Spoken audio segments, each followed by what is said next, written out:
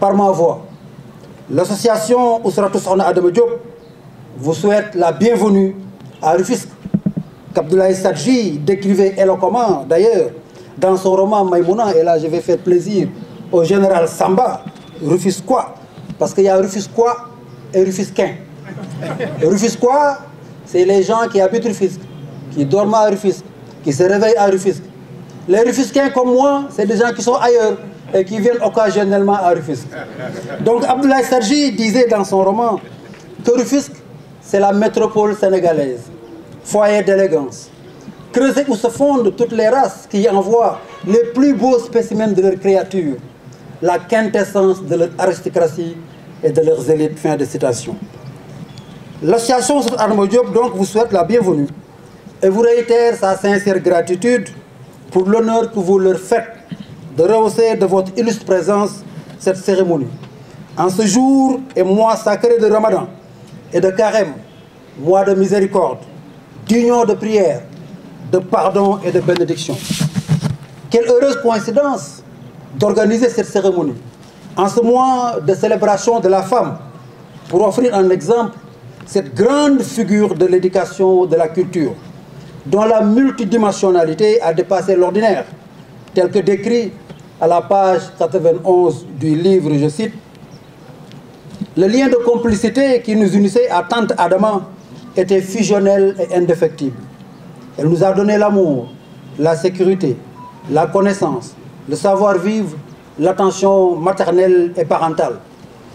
Elle était dotée de ce courage moral exceptionnel de faire face aux adversités, d'un verbe facile, d'un commerce agréable et d'une gentillesse incommensurable.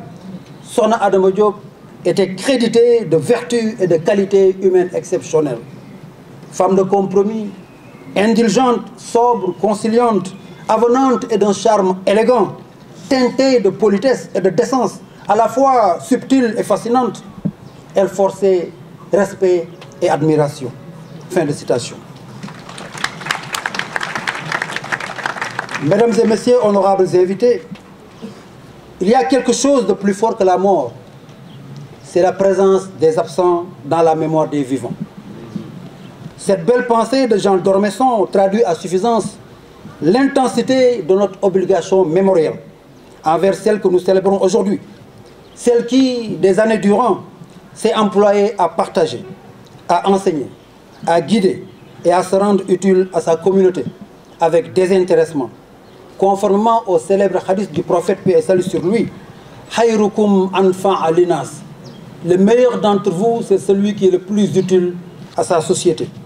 Ainsi, plus qu'une eulogie aux airs d'élégie collective, cet hommage que toute la communauté rufisquoise lui rend aujourd'hui, par votre présence massive et significative, est l'expression de convergence de sentiments unanimement partagés, d'admiration, de gratitude et de prière envers cette grande dame, pétrie de qualités humaines, un modèle de dignité, de sérénité, de finesse, de courtoisie et de serviabilité, qui a mené une existence utile à sa famille, à ses contemporains et à l'humanité.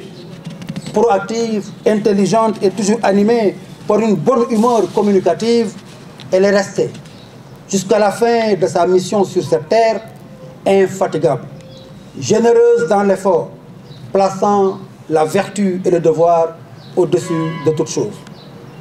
En laissant un bon nom à la postérité, Sokhna Adama Diop avait une vision presque prémonitoire de sa mort, pour avoir très tôt pris la pleine mesure de la vanité de notre existence et pour avoir bien préparé son viatique pour son voyage inéluctable vers son Seigneur. En rendant grâce au Seigneur de nous avoir donné le privilège d'être passé entre les mains de Sokhna Adama Diop et de sa sœur jumelle, Sokhna Awa Diop, qu'Allah lui accorde longue vie. Je la retrouve dans cette belle pensée de Bénigne Bossuet, je cite, « Nous ne pouvons rien de la gloire des âmes extraordinaires, parce que leurs seules actions peuvent les louer, car toute autre louange languit auprès des grands noms. » Fin de citation. Incontestablement, Sokhna Adama Diop se situe dans la lignée de toutes ces braves et vertueuses femmes qui ont fait la fierté de l'islam, dans le continuum de l'œuvre de Sokhna Mame Diarra Bousso, qui, par son exemplarité à tous égards, est l'héritière de Sayyidatuna Amina, la sainte mère du prophète, paix et salut sur lui, de Sayyidatuna Asia, l'épouse de Pharaon, de Sayyidatuna Fatima, fille du prophète Mohammed, paix et salut sur lui, de Sayyidatuna Mariam, ou Marie, la mère de Jésus, et l'homonyme de Mame Diarra, de Fawad Wele, d'Astou Diankha, de Sokhna Mariama Niass, et tant d'autres. En effet, elles étaient toutes d'une brillance spirituelle, d'une sainteté et d'une piété unique. Sokhna Adama Diop était un miroir qui reflétait toutes les vertus intelligemment incarnées par ces lumières de l'islam, à jamais immortalisées par leur œuvre, leur honorabilité, leur dévotion, leur piété et leur chasteté.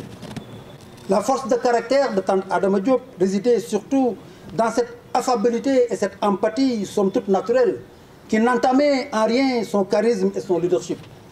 Son autorité n'était en rien excessive, sachant reconnaître les mérites des uns et des autres et trouver toujours la bonne formule pour restaurer l'ordre et la discipline de sa classe. Elle avait toujours l'ascendance psychologique sur ses élèves, qui ne la craignaient pas, mais la respectaient affectueusement. Toujours avec le langage adéquat, le mot approprié et bien calibré pour chaque élève, chaque encadreur, chaque parent, en fonction de sa personnalité. Elle était ferme mais courtoise. Autant dire que Sokhna Adama Diop avait une main de fer dans un gant de velours.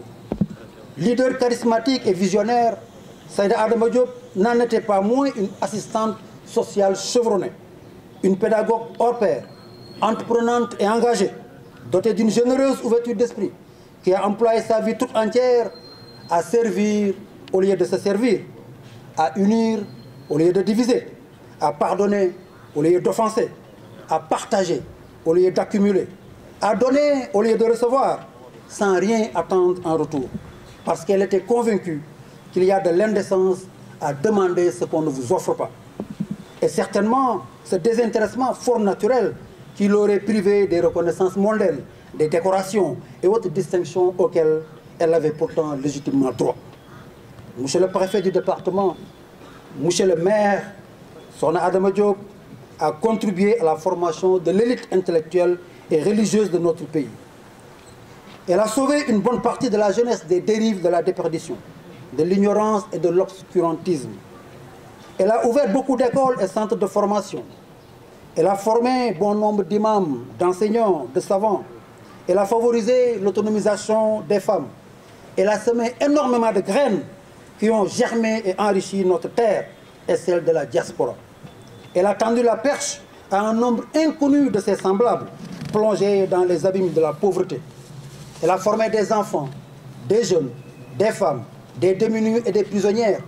On se remémore encore ses visites récurrentes et continues à la maison d'arrêt et de correction de Rufisque pour à la rencontre des prisonnières. Elle a concilié des familles et des communautés. Elle a servi son peuple et promu les valeurs citoyennes. Elle a enseigné les vertus de la tolérance, de l'humilité, de la résilience.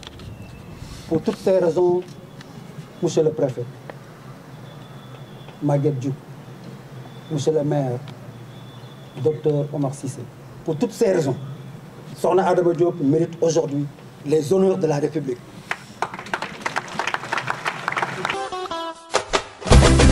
xam nga ni Ndakaaru neex na waaw